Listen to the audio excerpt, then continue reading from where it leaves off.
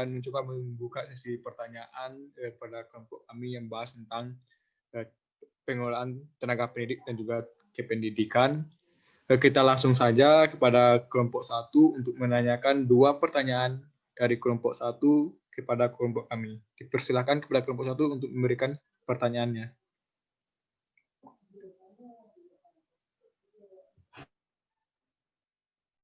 Baik, di sini saya Yosa Guntari, NIM A1C3-18117, ingin bertanya kepada kelompok 4. Pertanyaan yang pertama, apakah pengelolaan tenaga pendidik di suatu sekolah sudah dilakukan dengan baik? Coba jelaskan menurut kelompok kalian.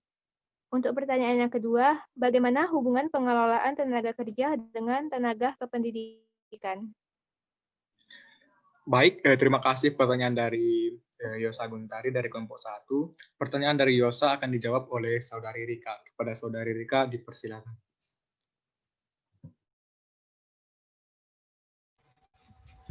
Baiklah, di sini saya akan menjawab pertanyaan dari kelompok 1.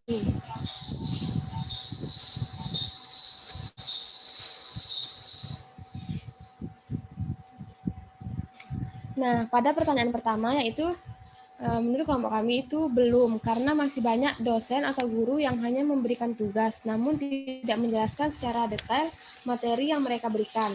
Mereka juga kadang tidak ingin tahu muridnya mengerti atau enggak. Ada yang begitu, ada yang pula tidak. Namun selama pandemi ini berjalan, guru atau dosen hanya memberikan tugas tanpa menjelaskan materi. Nah, sedangkan untuk jawaban pertanyaan yang kedua yaitu kedua profesi tersebut merupakan kesatuan dalam sistem pendidikan yang keduanya memiliki fungsi dan tugas yang saling menunjang satu sama lain. Saya kembalikan ke moderator. Baik, terima kasih kepada Saudari Rika atas jawaban yang diberikan. Bagaimana dengan kelompok 1 atas jawabannya? Jawabannya bisa diterima, terima kasih. Sama-sama. Selanjutnya pertanyaan dari kelompok 2 juga kami beri kesempatan untuk memberikan 2 pertanyaan kepada kelompok kami. Silakan kepada perwakilan dari kelompok 2 untuk menanyakan 2 pertanyaan kepada kelompok kami. Baiklah, Assalamualaikum warahmatullahi wabarakatuh.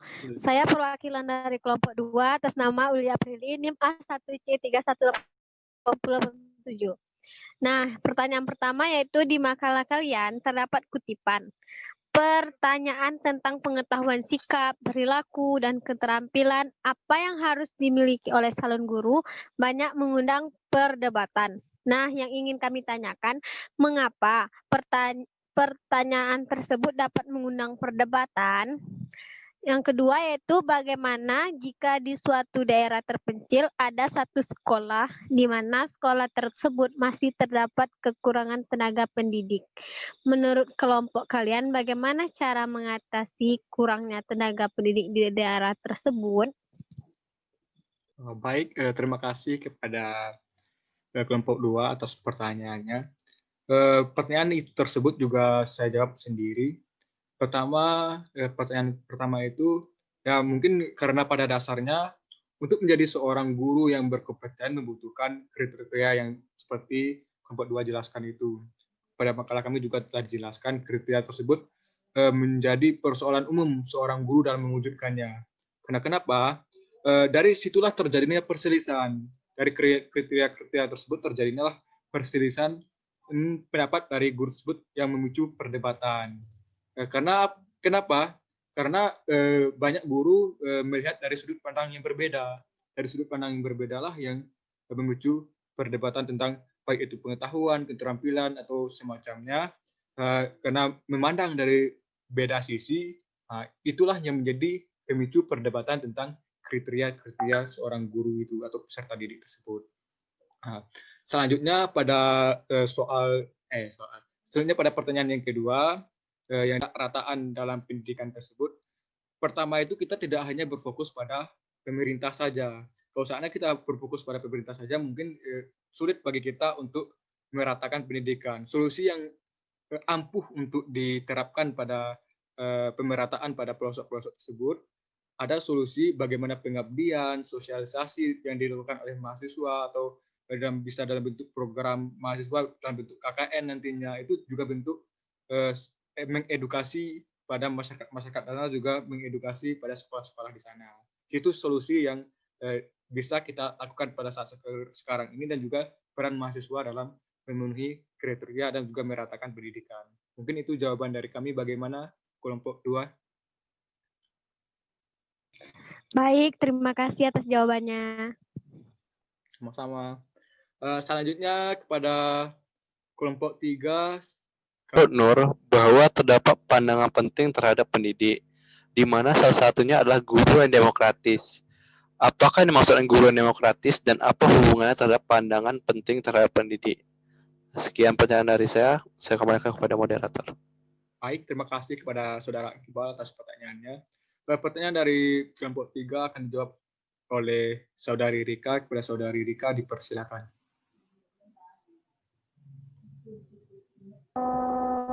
Baik, di sini saya akan menjawab pertanyaan dari kelompok 3, yaitu pada pertama,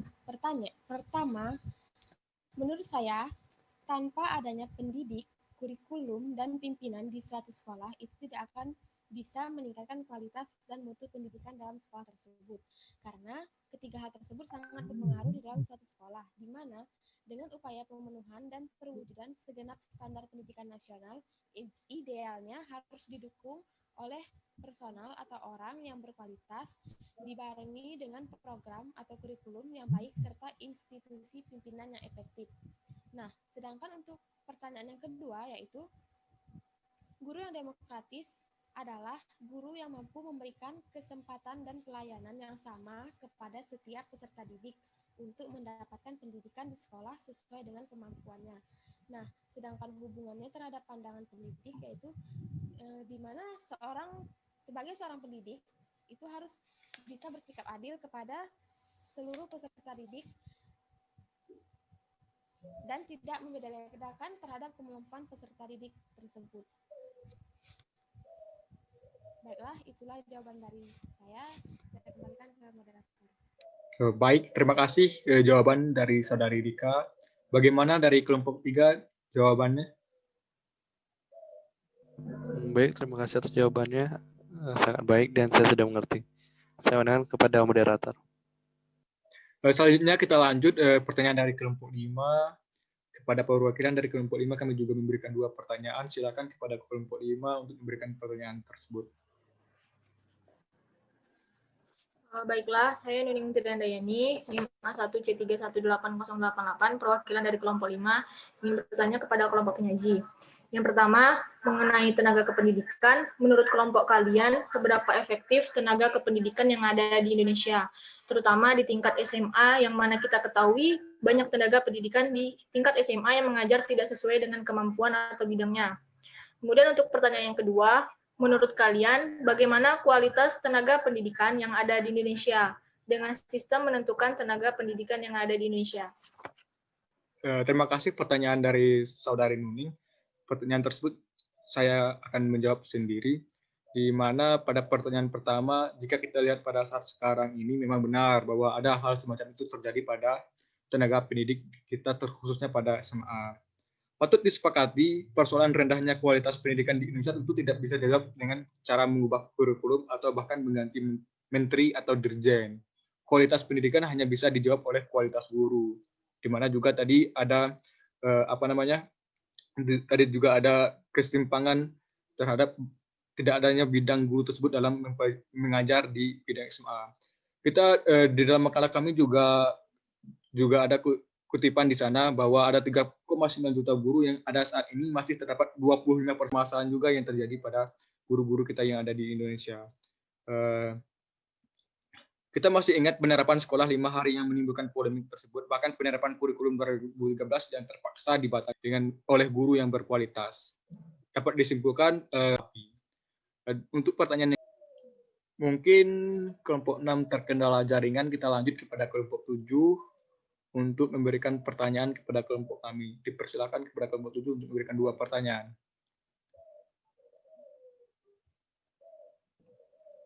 Baiklah. Perkenalkan, nama saya Riza Azrianti dengan NIM A1C318093. Saya perwakilan dari kelompok 7 ingin bertanya kepada kelompok 4. Pertanyaannya yaitu, kepada kelompok 4. Pertanyaannya yaitu, dalam makalah kalian terdapat 3 faktor penentu kualitas atau mutu pendidikan, yaitu orang atau pendidik, program atau kurikulum, dan institusi atau pimpinan. Nah, jadi pertanyaannya yaitu, jelaskan ketiga faktor tersebut beserta contohnya. Pertanyaan kedua yaitu, dosen adalah tenaga pendidik sebagai agen pembelajaran yang memotivasi, memfasilitasi, mendidik, dan membimbing. Nah, bagaimana jika ada dosen yang hanya memberi tugas melalui ketua kelas sehingga ketua kelas menyebarkan di grup WA dan terdapat kesulitan untuk menjelaskan tugas yang diberikan tersebut kepada anggota kelas? Menurut kelompok Anda, bagaimana cara menyikapi dan apakah dosen tersebut dikatakan menjadi tenaga pendidik yang sesuai dengan tugas di atas? Terima kasih. Terima kasih atas pertanyaan yang diberikan Saudari Riza. Pertanyaan tersebut akan dijawab oleh Saudari Eva. Kepada Saudari Eva, dipersilakan. Baiklah, di sini saya akan menjawab pertanyaan dari kelompok 7, di mana yaitu 3 faktor penentu kualitas dan mutu pendidikan. Yang pertama yaitu orang atau pendidik, di mana pendidik dalam hal ini yaitu orang yang bertanggung jawab kepada peserta didik terhadap proses belajar yang sedang berlangsung. Contohnya yaitu guru, di mana guru bertanggung jawab sebagai agen pembelajar yang memotivasi, memfasilitasi, mendidik, membimbing, dan melatih peserta didik sehingga menjadi manusia yang berkualitas. Yang kedua yaitu kurikulum atau program. Merupakan salah satu komponen yang sangat menentukan sistem pendidikan sebagai pedoman dalam pelaksanaan pengajaran pada semua jenis tingkat pendidikan. Contohnya yaitu dengan memahami kurikulum, tenaga pendidik dapat memilih dan menentukan metode, teknik, dan media pengajaran serta alat evaluasi yang tepat. Yang ketiga yaitu institusi atau pimpinan. Dapat diartikan sebagai usaha untuk memenuhi anggota kelompok agar mereka dengan sukarelawan menyumbangkan kemampuannya secara maksimal demi mencapai tujuan yang diterapkan. Contohnya yaitu kepala sekolah. Karena kepala sekolah merupakan kepala dari sistem pendidikan di sekolah, berhasil atau tidaknya pendidikan itu bergantung pada sistem atau kinerja dari kepala sekolah. Itu untuk pertanyaan nomor 1. Untuk jawaban nomor 2 yaitu memiliki pengertian suatu proses dalam rangka mempengaruhi peserta didik supaya mampu menyesuaikan diri sebaik mungkin dengan lingkungannya. Dan dengan demikian akan menimbulkan perubahan dalam dirinya. Hal ini tentu merujuk pada proses yang berlangsung sebelum peserta didik itu siap untuk terjun ke jenjang kehidupan nyata. Mengapa pentingnya tenaga pendidik? Karena salah satu peserta tenaga pendidik adalah guru. Jadi guru yang akan membimbing siswanya agar bisa mencapai suatu pencapaian pembelajaran. Itu jawaban untuk pertanyaan yang pertama. Untuk jawaban pertanyaan yang kedua yaitu kepemimpinan pendidikan adalah suatu kemampuan dan proses mempengaruhi, membimbing, mengkoordinasi, dan menggerakkan orang lain yang ada hubungannya dengan pengembangan ilmu pendidikan dan pelaksanaan pendidikan, agar kegiatan yang dijalankan dapat lebih efektif di dalam mencapai tujuan-tujuan pendidikan dan pengajaran. Pemimpin mempunyai kekuasaan untuk mengatur anggotanya, tetapi kekuasaan yang diberikan harus digunakan secara bertanggung jawab. Bertanggung jawab maksudnya tidak menggunakan kekuasaan untuk kepentingan pribadi.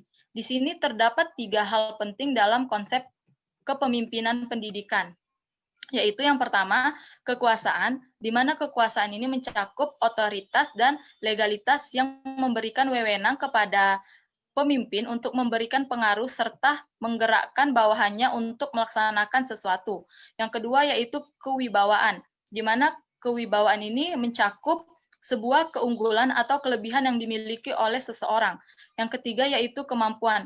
Kemampuan ini mencakup suatu sumber daya kekuatan, kesanggupan. Telah memberikan pertanyaan kepada kelompok kami dan juga sesi tanya jawab kita akhiri sampai pada saat ini. Kita tutup dengan Assalamualaikum warahmatullahi wabarakatuh. Waalaikumsalam.